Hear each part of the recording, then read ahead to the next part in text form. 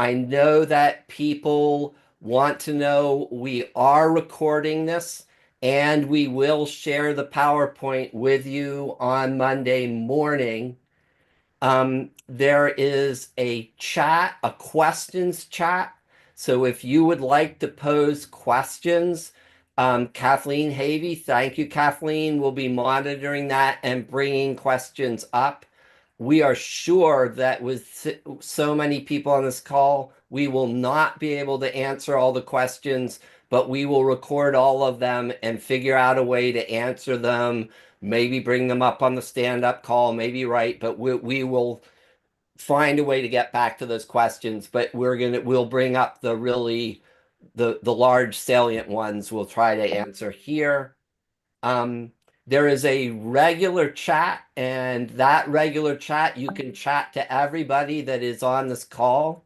We apologize to the people that are viewing this on live YouTube because you won't see that chat, but we would encourage you to post all kinds of stuff, why you're excited about Head Start, what you're doing to advocate, and just so people can hear from each other and see who all is on that call. That chat is your opportunity to do that. Um, and we encourage you to think as a leader during this call, meaning we're going to, do things that you've seen us do before and some new things. But the real step is we're hoping that not only will you participate, but you walk out by the end of this call with a plan of how you're going to get your friends, your colleagues, your neighbors to work with you on these campaigns. Because the big challenge is not just to have us, but get many, many more people joined in. We want thousands of emails. So that is the informal welcome while people get settled. Courtney, how does it look out there? Are we ready to go into the formal welcome? We are ready for the formal welcome. The chat is now enabled and the Um, Q&A is enabled. Excellent. So I hope as people start using that chat and post your questions. I'm, as always, honored to turn it over to our leader, Yasmina Vinci. Yasmina? Thank you, Blair, and good afternoon, everyone. I think anybody who knows me is probably chuckling the fact that you called it a formal welcome, but I thank you all for joining us today. And on behalf of the National Head Start Association, we're really glad you're able to take time from your workday or your family's Good Friday celebrations. Whatever you left behind, you're here, and we're grateful for that. I see many familiar faces, and I have talked to many of you in the last few days, in the last few weeks, months. And if we haven't met, though, I'm Yasmina Vinci. I'm the Executive Director of NHSA.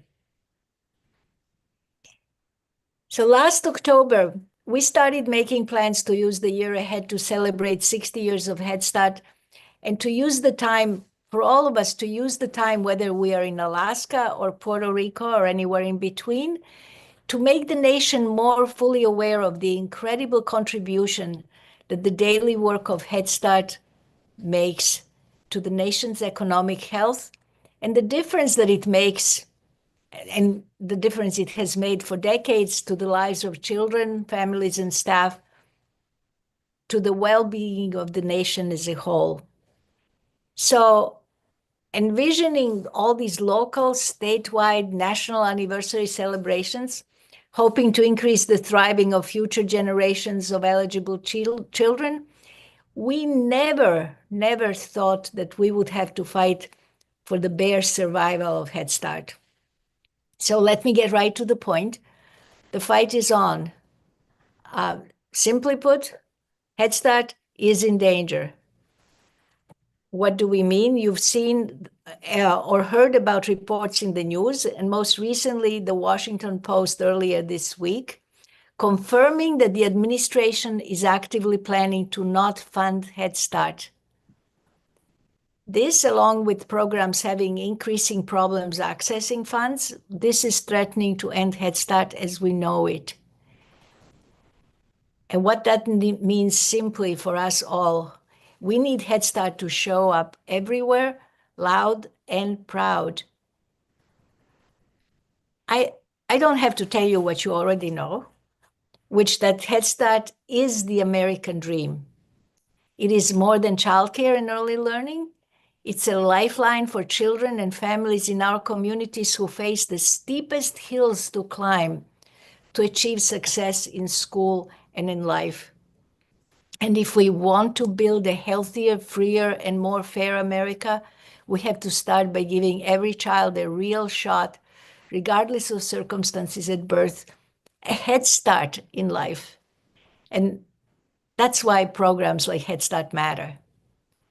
So now is the time for all of us to work together. Today, you'll hear more about two major campaigns, one addressed directly to President Trump and the other at Congress. We will talk about ways for you, your colleagues, your parents, your friends, and community to engage and send a loud and unmistakable message, which is a very simple message. Please keep your hands off Head Start. This is just the beginning of our fight. We're honored to be working alongside each and every one of you. Together we will overcome, and together we will win. So with that, I'd like to turn it back to Blair Hyatt, who will walk us through the rest of how we are going to go about winning together. Blair? Thank you, Yasmina. That was a great welcome. So I want to just say a little bit about what we're doing. We're going to talk, Tommy's going to talk about sort of what the context is. Bob's going to talk about what's happening. And then we have a couple exciting speakers at the end to inspire you. So I'd like to turn it over to Tommy. The floor is yours, Tommy, please. Thank you, Blair. Good afternoon to most of you. Good morning to everyone out. I see a couple Hawaii folks, so good morning to all of you as well. I hate that we have to have this call, to be totally frank. I love seeing all the energy in the chat right now, but this is a scary time, as Yasmina said. It's a scary time, but at the same time, I think so many of us feel so confident because we know that the work that you do every single day, the work that happens in our classrooms is irreplaceable. And it is something that our nation would not be in the place that it is today without Head Start. And we're going to have to remind them of what that is and make sure that everybody never forgets the role that Head Start plays in our society, what we do for children and families, and what we do for communities in every corner of our country. So there's really, Yasmina touched on some of this, but there's really two sets of issues that are taking place. First of all, there is an issue regarding what's happening currently right now with Head Start programs able to access funds, or frankly, Head Start programs having a hard time accessing funds, getting their grants renewed. Those types of bureaucratic things that normally happen without fail have been a little bit challenging these last few months. We have heard reports in the last few weeks that this has grown to be even more of an issue. I say last few weeks, really in the last 2 weeks, that this has grown to be a bit of an issue. And while we are hearing some positive indications coming from the Office of Head Start, coming from the government, and what Head Start programs are sharing in terms of getting access to funds, getting those grant awards, those types of things, that is really having to do with fiscal year 2025 resources, which is where we currently are. So the current funding, the current challenges that are taking place right now. That's issue number one. We are not going to focus too much on issue number one for this call. I know I see a lot of staff, a lot of parents and others that are there on this call, and we're going to mostly focus on our second issue, which is the longer term one that's going to be has a little bit of a longer runway for us to be doing some work on. But for you program directors, you fiscal specialists out there, and those of you who are aware and working on the payment or funding issues, would encourage you to join our stand-up calls on Monday that are designed for Head Start leaders, directors, Head Start NHSA members who are Head Start leaders who are NHSA member programs will receive an email about our stand-up calls for those of you that have not been joining those. That is coming. We'll send that to you on Monday. And we will talk much more extensively about the issues that are facing us right now on Monday at our stand-up call Monday afternoon. We have a couple of resources that Kathleen and other of our colleagues, partner organizations are putting together and working on as well. And we will share more about that, as I said, on Monday as well. But the bigger issue, the thing that we want to talk more about today, is about the president's budget proposal. Now, the president's budget proposal is just that. It is a proposal. And to be totally frank, it hasn't even been formally released. What we saw earlier this week was basically a leak of what they're working on right now. And the administration has said repeatedly that nothing is finalized. They are still working on all of these things. But the fact that we saw it, and it did have a specific call out that would eliminate Head Start, has us worried, has us concerned, and has us moving to take extensive action. So we've designed a strategy, and it really builds on the strategy that NHSA and the Head Start community have been deploying for decades, frankly, which is built around and putting at the center of everything we do our relationships with Capitol Hill. This exercise is no different than that. Capitol Hill are the ones that make the final decisions. So even though this budget proposal hasn't even been released formally, when it does get released formally, which we are anticipating probably mid to late May that it will get released, even when that gets released, it does not mean that it is a done deal. It is just the president sending a proposal to Congress, much like the way a member of Congress might introduce a piece of legislation, and then the whole Congress has to come together and agree on it. Well, that's where our strategy pays off, right? Because we know that there are so many members of Congress that know about Head Start, that love Head Start, that admire and truly respect the work that Head Start does, and most importantly, that know that Head Start is so integral for their communities, for their children, for their families to succeed. That has to be our main focal point, is continuing to keep working with Capitol Hill, keeping relationships with Republicans, with Democrats, with Libertarians, and with everyone else, right? Whoever is in Congress, we need to befriend them. We need to educate them about what the work that Head Start does is. Second, our strategy is on the recognition that the budgetary concerns are coming straight from the Office of Management and Budget at the White House. And we believe that there is one person that can truly change that dynamic, somebody that we need to reach out to, offer to work with, and need to educate about the importance of Head Start, and that is President Trump himself. So as a result of that, if we are looking to get members of Congress to talk to President Trump, we are looking to get business leaders, friends of ours, anybody who we might know who has a connection to the president, now is the time to get them active, to get them moving, to get them to talk to the president about just how important Head Start is. And seeing by the way that the president supported Head Start in his first administration, we believe that there's an opportunity to impact this and to ensure that President Trump can get behind Head Start rather than stand behind some of these ideologically driven budget proposals that are out there. And so now that we're seeing this type of thing come forward, we do feel as though now is the time to act. Now is the time to get loud. Now is the time to be direct about the impact, the economic impact, the loss of opportunity, and the pain that this would cause to a lot of our children and families. We believe that this would be truly catastrophic, and that's what we want to push on. At the same time, we need to express our frustrations and concerns in a way that doesn't isolate or push away Capitol Hill Republicans. Republicans who are supporters of Head Start and who are friends of President Trump, who may support his agenda as well. There is a tent big enough for all of that. Head Start is bigger than politics. We are about children and families and future opportunities, and now is the time for us to remind everyone about that. Now, these next few months, and Bob will say more about this here, these next few months are going to be long.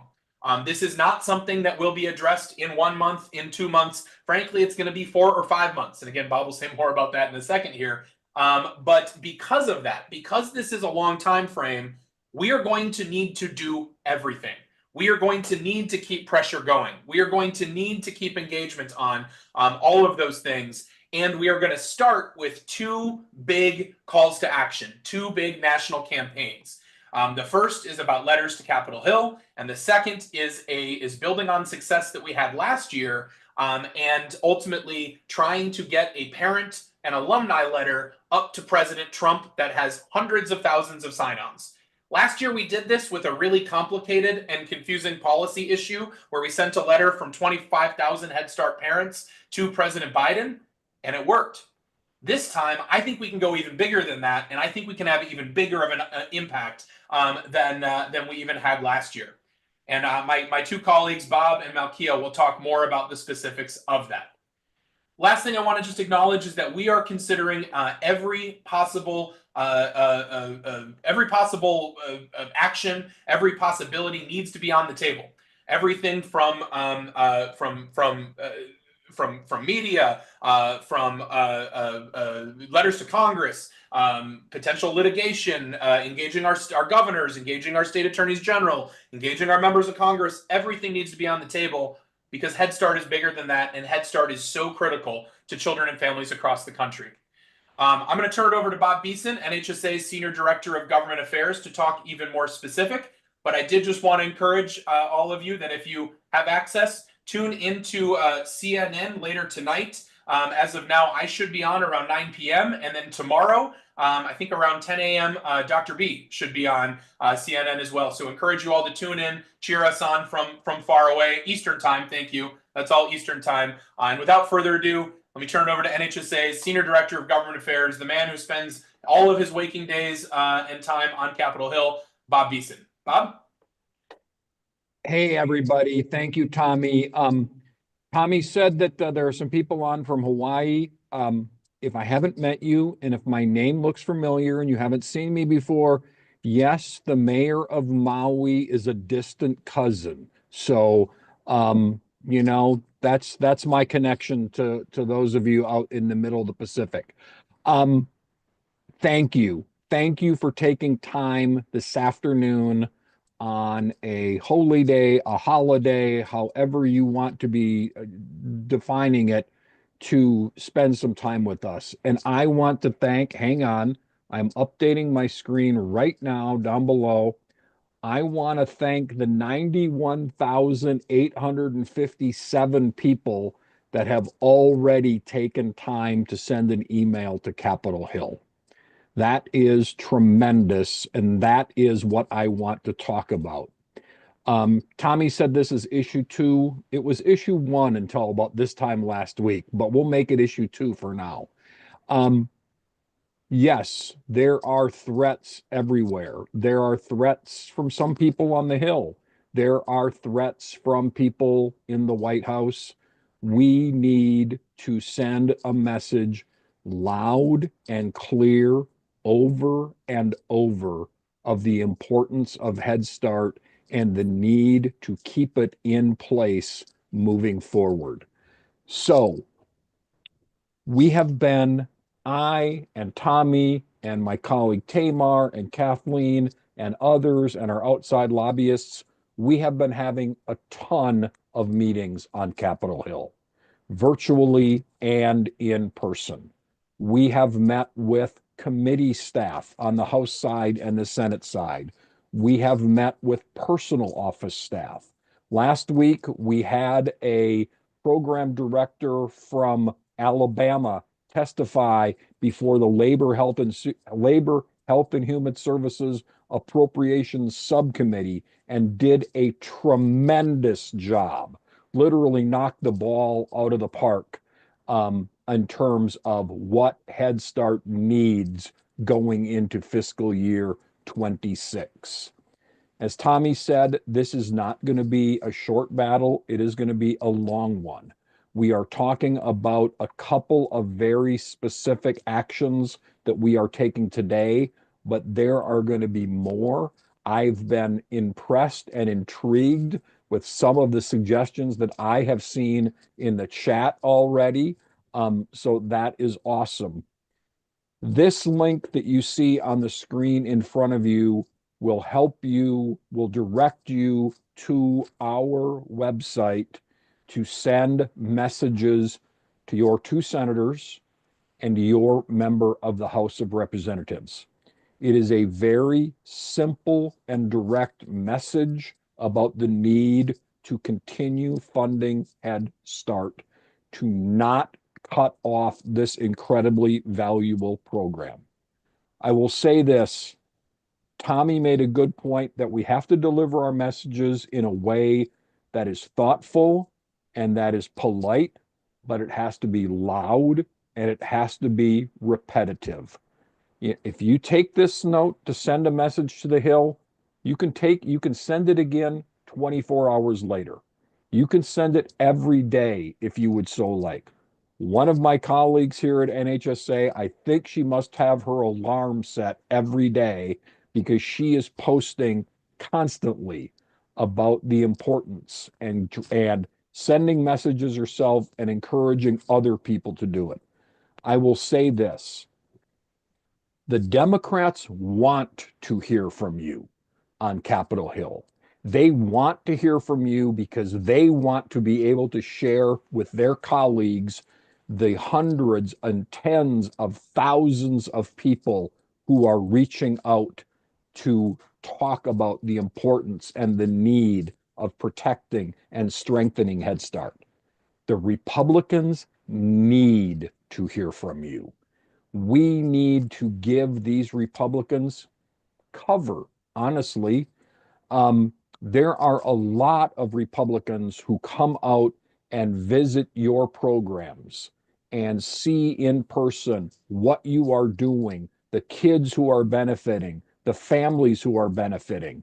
And they talk really good stories about you're great. There was a senator who visited a program earlier this week, and he talked about the fact that he was excited. He posted on social media that he was excited to visit this Head Start and to meet the future leaders of his state. And he is proud to advocate for them in Washington.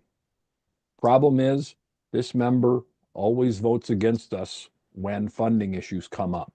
So we need to give as much gentle but firm and repetitive pressure as we can.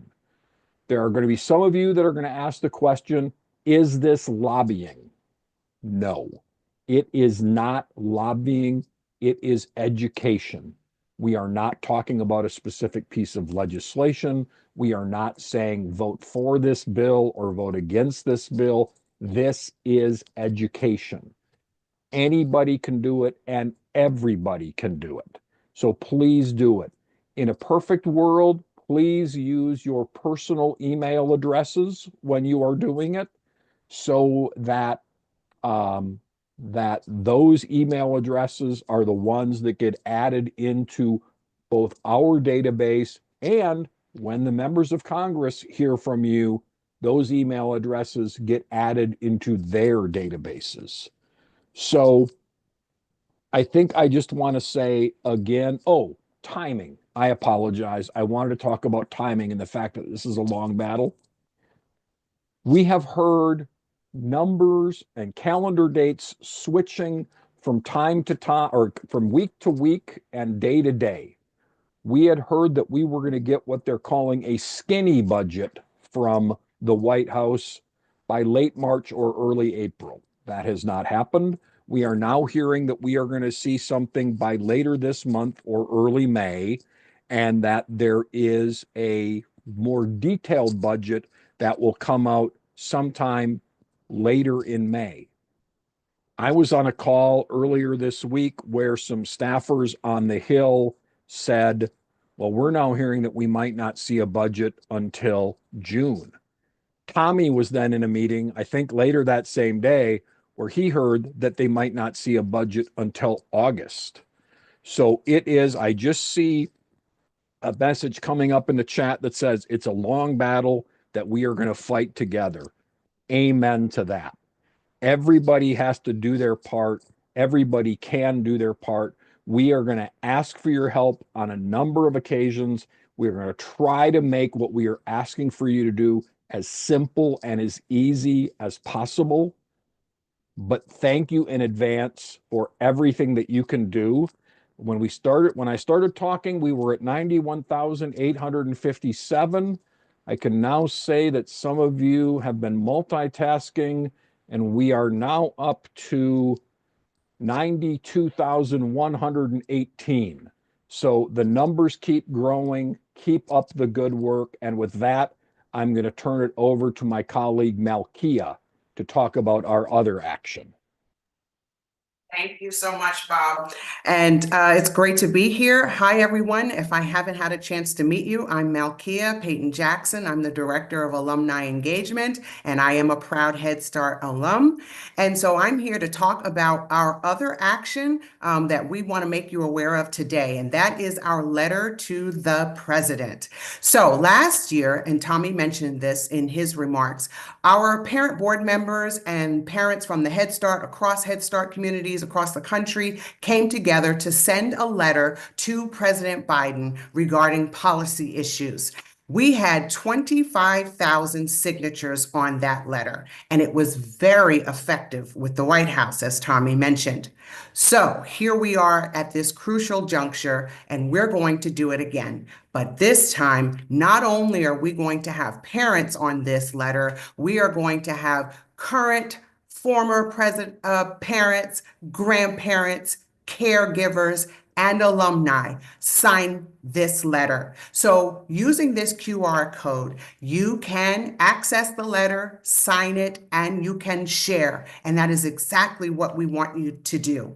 Our parent board members came to us again when we realized that we were in a fight for our life, so to speak, and said we have to do another letter. And so that's what we're going to do. And so we want you to help us, because this time we're not going for 25,000, 50,000. We're going for at least 100,000 signatures. And we know we can count on you to help us meet that goal. So as I said, use this QR code to access that letter. It's going to be in English and Spanish, and it is also going to include stories of how Head Start changes lives. We want you to make sure you share this, as I said, with current, former parents, grandparents, caregivers, alumni. If you are a current or former Head Start parent, alumni, grandparent, we want you to make sure you sign it and pass it on. Pass it on to as many people as you possibly can. Again, the goal is 100,000 signatures, and we're trying to do that by May 22nd. And so we know that we can count on you. I want you to put in the chat if we can count on you. So thank you so very much. Don't forget, use this QR code, pass it along. And so I want to make sure that you have what you need to do this, and it's going to be easy for you to do. So if you have questions, let us know. But hopefully this is something that's really easy, really simple lift for you. So right now I want to turn this over to Elaine Duke, and she's going to share some of the recent advocacy actions taken by parents in her community. Elaine. Thank you for allowing me to come and share with you today. So I am from Southeast Tennessee, and I have been with Head Start for almost 23 years, and I've been the director since 2001. And so just to kind of kick off the impact that our parents have had in our journey, I just kind of want to remind us of what the PCFE framework says about families as advocates and leaders. It says parents and families advocate for their children and play leadership roles in Head Start and early Head Start. They participate in decision-making, policy development, and organizing events in their communities and states to improve children's safety, health, development, and learning experiences. Our families in the Sequatchie Valley took these words off the page and they breathed life into them this week. Because of funding delays, expedited by the DOE's reviews of the PMS drawdown request, our payroll deposit came in late. I'm proud to say we did get it, but it came in late. And I met with my board and we made a decision on tax day, April 15th, that I would go ahead, have a Zoom call with all of my staff, and write the letter that no director wants to write. And that is, if our funding doesn't come in by this certain day, then on Monday, April 21st, all 123 of my employees will be laid off, and all 23 of our classrooms will be closed temporarily, but it will have to happen. The next morning, I, of course, woke up about 5 o'clock, couldn't sleep. So I got up. My husband said, "Where are you going?" I said, "I'm going to fight." So I go to my office. And guys, I mean, by 6:30, that parent letter had already made it out because we use Learning Genie, and the team leaders had sent it out through Learning Genie. They were posting on Facebook. They were calling the community to arms. They were talking about how we had changed the trajectory of their lives, that their children went to kindergarten with a vocabulary when they were not even speaking when they came to us. Later on in the day, I started receiving phone calls from the Chattanooga Times Free Press and Local News 3. And I was just so taken aback. And guys, this wasn't me calling. Our board had even said, "Do we need to contact the media?" And I'm like, let's wait. Let's give it a few days. Our parents did this. And one in particular was our policy council representative from one of our counties. So we've done the article with the Chattanooga Times Free Press. I've been interviewed yesterday by Local News 3. And at the very end of the interview, the young man who was interviewing me said, "I am a Head Start child." And that just melted my heart. And so do not underestimate the power of your parents to speak life into this fight for you. It means so much more when they are the ones that can give the First Testament witness that yes, Head Start works. And before I stop, we have been in contact with our elected officials, and I have talked one-on-one with Dr. Scott Desjardins' staffer. We have emailed back and forth. And so I'm always very cognizant that I give them the appreciation that they're due for helping us. And I will say that this morning, even though we are on holiday, my CFO was up very early with the Roosters, checking our PMS account, checking our bank account, and our money is there. So even though we got that March 30th, 2026, debit due on our PMS reports yesterday, our money did hit the bank today. We are not under any disillusion that we do not need to continue fighting and that we may be breathing 1 week at a time. But my heart is still worried, but my heart is full for the support that I've received from our community and from my staff. They showed up the next day, y'all. They could have said, "Forget this, we're going home." But they showed up and they served those children and families just as they had done every other day. Thank you for allowing me to share that.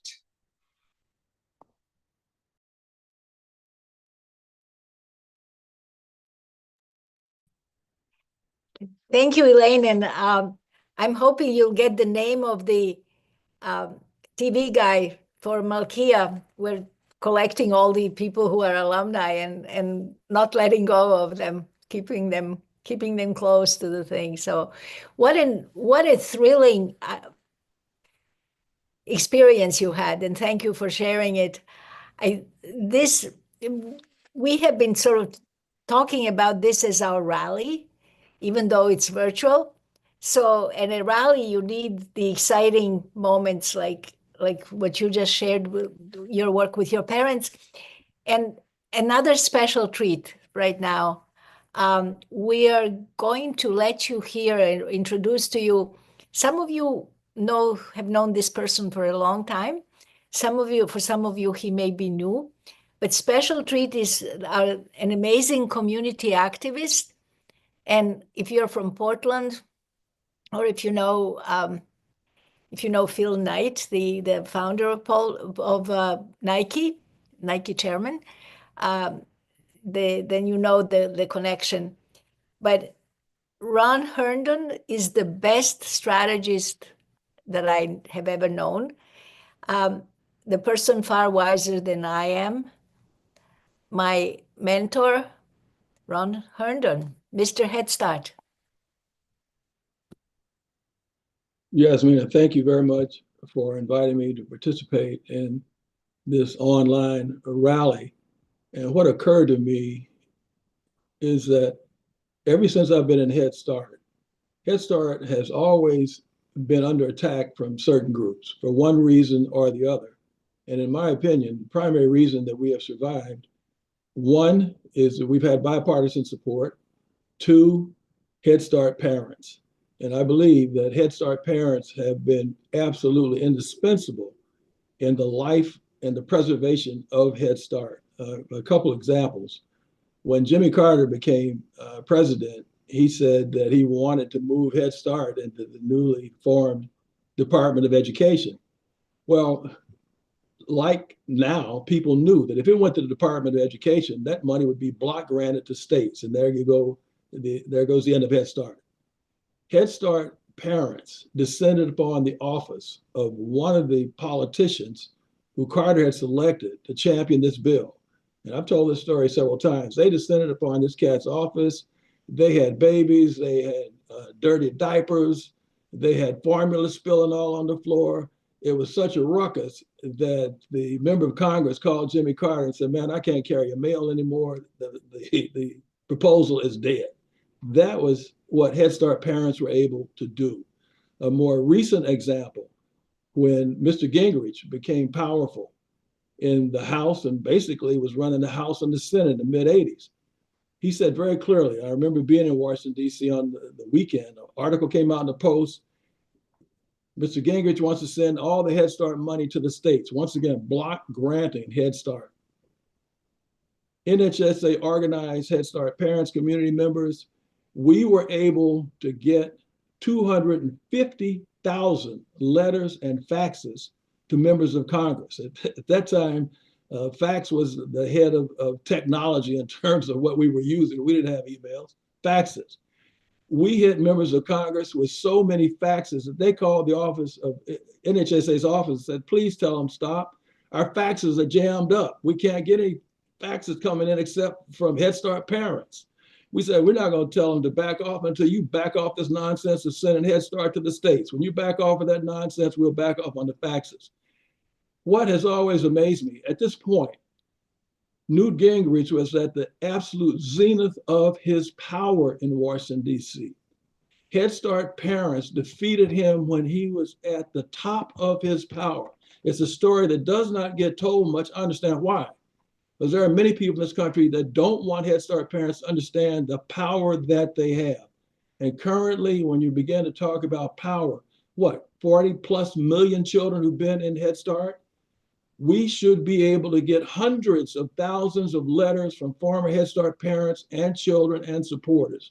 And in doing that and talking about this, for Head Start staff, I've seen this happen before. Once we begin to mobilize, at some point there will be somebody who says, you are violating the Hatch Act. You're not supposed to get involved in politics. That's not true. And Bob explained it very, very carefully. But in the past, when that was brought up, there were Head Start directors who got so frightened, they stopped having meetings. Even one congressman said, I tried to go meet with the Head Start staff, but the director said I couldn't come because it's violating the Hatch Act. This is why we have to get parents involved. Parents do not have to be concerned one bit about a Hatch Act or any other kind of act. They can say what they want to say, they can do what they want to do, and they can do it in a way that they think is best to protect this program. And in approaching this, a couple of things I think for me personally important, for those of us who are Head Start staff, be very, very careful the words that we use when we begin to approach Congress and media and other members of the community. It will not help us to attack President Trump. We certainly can talk about the proposal that's coming from the administration, why it is ill-advised, but to begin to name call, all we're going to do is push other people who might want to support us into a corner. So we do not need to read a headline that Head Start staff have called President Trump a whole bunch of nasty names. And I think about that, if you're going to do that, if you're going to walk the walk, talk the talk, there's no way in the world that, given the things that we're saying today, be very, very careful with unnecessarily insulting the inhabitant of the White House. One other example I would like to give about the support that Head Start has had. This is in the Reagan administration. President Reagan, when he came into office, his Office of Management and Budget, as you can see, that's a place where a lot of devilment can take place. His Office of Management and Budget, the cat that was running, his name was David Stockman. David Stockman put this in print, an article that appeared in Atlantic magazine. He had a directive to get rid of Head Start, to zero it out of the budget. So see, this is nothing new. This has come up before. This is in 1980. He said that upon doing his own research, he found that Head Start was the most effective program the federal government had. And he did not zero Head Start out of the budget. So this idea of zeroing Head Start out of the budget coming from the Office of Management and Budget is not new. And just let me say this in conclusion. One, I believe that this fight can be won. But if we don't decide to fight, I believe that we will lose. So first we have to decide to fight, and it's not going to be a 100-yard dash. This is going to be 2 or 3 marathons. And we do not have the luxury of being tired. We do not have that luxury. Those who came before us that fought to produce this program, protect this program, when you had parents and teachers going into their pockets to pay for food, pay for material, we stand on their shoulders. We cannot let their legacy down. So we don't have the luxury of being tired. We don't have the luxury of being frightened by something called the Hatch Act or some other kind of phony act. This is our time in history to protect this program. I sincerely believe that we can do it. We must do it.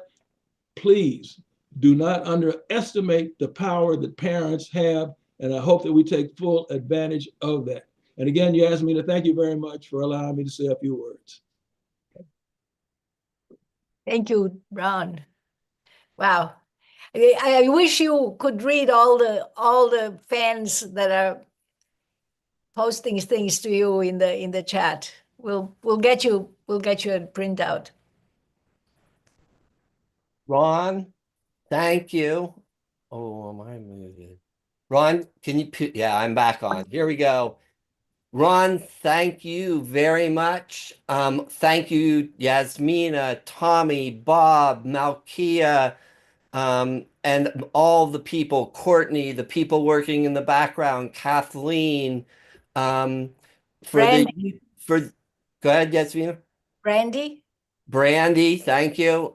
And we will be sharing the PowerPoint. We will share this recording, and we will share the chat. So those of you who've been listening in the YouTube overflow that may not have been able to see the chat, you can see all of that. We maxed out our Zoom room. There's 7,000 people here. And the last time I had numbers, there was at least 1,200 of us in the YouTube overflow. So that's impressive, and it's a solid foundation for the long march that we are up for to keep Head Start strong and build a future for it. Also, I'm getting good hints. Sorry, Elaine, I forgot to mention you and your lovely description of the really good work that your parents did in Tennessee. I want to go back to the thing that I said at the beginning, which is it's great if you do that email like Bob encouraged you every day. It's fabulous if you're a parent or an alumni that have signed on to the president's letter. but more the big step, the leadership step is for you to think about reaching to your friends, your other people, your neighbors, your colleagues, other people that you're around you, your family members, and to ask them to join into this campaign. And you hopefully will do that this Monday and then make a plan what you're going to do the next Monday and the Monday after that so that we build more and more people raising our voices and being visible. Also, if people didn't look at the chat, there were so many great ideas and shout outs in there. We will definitely look at them and figure out how we can make as many of them happen and support it. And again, I'm sure that we literally had no time for questions, but we will look at all the questions that were posed and make sure we're finding a ways to send answers out to the concerns that people have. And I think that is everything. Again, I share everyone's appreciation that we all decided that this was the best way to spend part of Good Friday. And hopefully it leaves you in a position to go celebrate or relax over the weekend and then take solid action and develop your action plan. Thank you so much to everybody. And all the love, all the hearts that it's making me inspired to be taking the next steps. So thank you very much, everybody. Blair, think we're Kathleen done. has her hand up. I have a Hi, hand up. Who is it, Bob? I can't see it. I do. Kathleen. It's Kathleen. I know that the rest of the folks on this call are not able to raise hands, I don't believe. And I just wanted to ask if or Bob, if you could go back and talk again for just a minute about lobbying restrictions and advocacy, because there have been a number of questions in the chat, and being able to reassure folks about what's okay and what's not okay, I think would be of interest to folks on this call. Yeah, I'm happy to jump in there, and I think I want to pull on what Ron said as well. Is that if I can be pulled up here? There we go.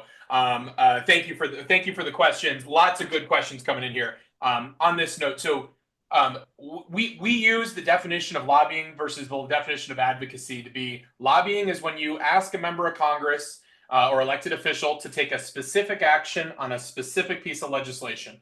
We are careful in all of our materials that we put out there on our action pages that is not lobbying activities that you would be doing. And I will say though that the way for this to be the most effective is for you to use your personal email addresses and your personal home addresses, right? Because you want it to be seen in the spot where you are a citizen, where you are a voter, and be able to have that leveraged on there too. If you have additional questions, we will look to provide more resources on this, but I would strongly encourage you all to do that as well. I also want to acknowledge, and Kathleen, there might be other questions you want. I think we're about out of time, but I did want to just acknowledge that I know that there was an issue with the email traffic, or excuse me, with the website traffic, because so many people tried to get access to the letter at the exact same time. And just know that will tie down, that link will work. We will send it out, and you can send your get the parent sign on onto that letter, as well as you can send your emails by going to the NHSA website. You'll see a link to all of this stuff right at the website to be able to do that. Were there other questions, Kathleen, we needed to address, or are we just about out of time? There are so many questions, Tommy. Yeah. I'm trying to identify the ones that a number of people were asking. I will say one recurring theme is folks looking for more information, on a variety of different fronts. And I just want to emphasize that we too are at the beginning of this fight. And so look for additional resources in terms of information and facts, ways to engage on social media and with communications, et cetera, et cetera. We Yep. are going to be pulling things together in one place on our website so that it'll be easier for you to access all of that information. But there is so much more still to come. Great. Just Yeah. wanted to add as well, Kathleen, there's a number of questions still coming in here. And I saw a lot of great ideas about rallies, about events in DC, about events in your own congressional districts, all of those different types of things. I would just say this is the beginning. We are in the first month of what's likely to be a multi-month, if not multi-year effort. Stay in touch with us. Keep sharing ideas that you have. And yes, we will absolutely look to share additional opportunities when they come.